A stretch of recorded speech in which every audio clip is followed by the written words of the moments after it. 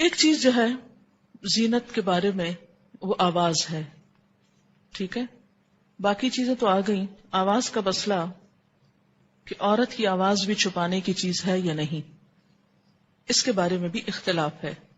اس میں معرف القرآن سے مولانا مفتی شفیع صاحب نے جو لکھا ہے وہ آپ کو پڑھ کے سنا دیتی ہوں. مولانا مفتی محمد شفیع صاحب کہتے ہیں، عورت کی آواز کا مسئلہ. کیا عورت کی آواز فی نفس ہی سطر میں داخل ہے، یعنی اس کو بھی چھپانا چاہیے، اور غیر محرم کو آواز سنانا جائز ہے؟ یعنی عورت کا کسی مرد سے بات کرنا یا عورت کی آواز سننا، یہ آپ نے عام طور پر یہ بحث سنی ہوگی. لکھتے ہیں کہ اس معاملے میں حضرات ائمہ کا اختلاف ہے. امام شافعی کی کتب میں عورت کی آواز کو سطر میں داخل نہیں کیا گیا.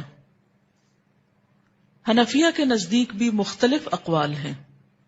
ابن حمام نے نوازل کی روایت کی بنا پر سطر میں داخل قرار دیا ہے، اسی لیے حنفیہ کے نزدیک عورت کی اذان مکروہ ہے.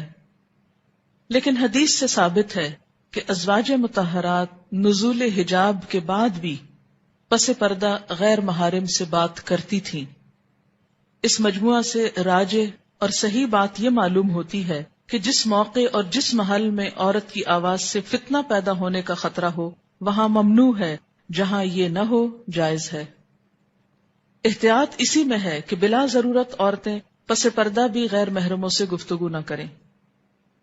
اور یہ بہت معتدل رائے انہوں نے لکھی ہے، اور میں نے ان کی اس لیے پڑھ کے سنائی ہے کہ عام طور پر جب جیسے کیسٹ ریکارڈنگ اور اس کو سنوانے کا مسئلہ آتا ہے تو آپ نے دیکھا ہوگا کہ مذہبی طبقے میں اس کے بارے میں بہت ری ایکشن ہے، عورت کی آواز کیوں ریکارڈ کی جا رہی ہے، کیوں سنائی جاتی ہے.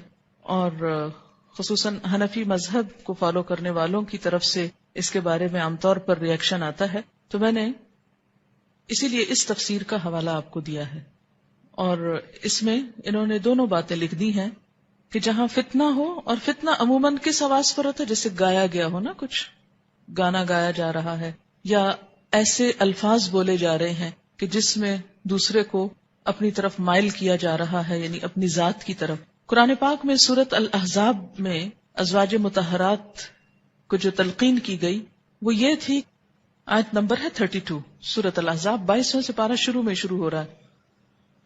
یا نساء النبی، اے نبی کی بیویوں، لستن نہیں ہو تم کاحد من النساء، کسی ایک کی طرح بھی عورتوں میں سے، یعنی تمہارا مقام عام عورتوں سے بہت بلند ہے. ان اتقیتن، اگر تم نے تقوی اختیار کیا تو اس تقوی کا تقاضا کیا ہے، فلا تخضعن بالقول، کہ تم نہ خضوع یعنی نہ نرمی سے بات کرو، فیطمع الذی، یعنی جب کسی مرد سے تمہاری بات ہو رہی ہو تو ایسی دبی آواز میں بات نہ کرو کہ جس سے یہ نتیجہ نکلے، کیا، فیطمع الذی فی قلبہ مرض، کہ طمع رکھ بیٹھے وہ شخص جس کے دل میں کوئی بیماری ہے. یعنی جو نیت کا خراب شخص ہے یا دل کا خراب شخص ہے وہ تم سے بات کر کے تم سے کوئی غلط توقع رکھ بیٹھے. تو اس میں خاص طور پر اس گفتگو کا ذکر ہے جو براہ راست ایک عورت اور مرد کے درمیان ہو رہی ہو، کہ ایسی گفتگو نہ کی جائے کہ جس میں دوسرا کوئی امید لگا کے بیٹھ جائے کہ یہ خاتون مجھ پر بہت مہربان ہیں اور ان سے میں جو چاہے تقاضا کر سکتا ہوں، یعنی غلط تقاضے کی بات ہے. ایک تو عام روزمرہ زندگی کی ضروریات ہے وہ نہیں، یعنی اس غلط بات کی طرف اشارہ جا رہا ہے. اور یہ نہیں کہا کہ بات ہی نہ کرو یا آواز تمہاری کوئی نہ سنے، یہ نہیں کہا گیا. کیا کہا، وَقُلْنَا، اور کہو. کیا کہو، قولاً، بات. کون سی، معروفہ، معروف. معروف کس کے لیے، امر بالمعروف کی جب آپ بات کرتے ہیں تو کیا مطلب ہے؟ جب آپ کہتے ہیں کہ امر بالمعروف اور نہی عن المنکر، تو معروف نیکی کو کہتے ہیں نا، جانی پہچانی چیز کو لفظی معنی ہے. تو اس سے کیا پتہ چلتا ہے کہ نیکی کی کوئی بات جب انسان، جیسے کوئی دین کی بات ہے، قرآن کی بات ہے، تعلیم کی بات ہے، اگر وہ سکھا رہا ہے اور سیکھنے والوں میں عورتیں بھی ہیں، اور اگر براہ راست نہیں انڈائریکٹلی مردوں تک بھی وہ آواز پہنچتی ہے تو قلنا قولا معروفا میں آتی ہے وہ چیز، ٹھیک ہے.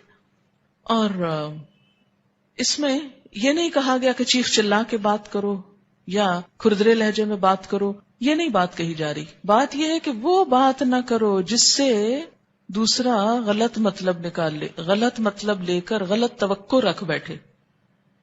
سمجھ گئے؟ عورت کی آواز کے بارے میں آپ نے بتایا، آپ سے پوچھنا ہے کہ جب ہم وین میں آتے ہیں تو جو باتیں ہم آپس میں کرتے ہیں یا کسی بات پر ہنستے ہیں، ہماری آواز اگر وین ڈرائیور سن لے تو کیا ہم کو گناہ ملے گا؟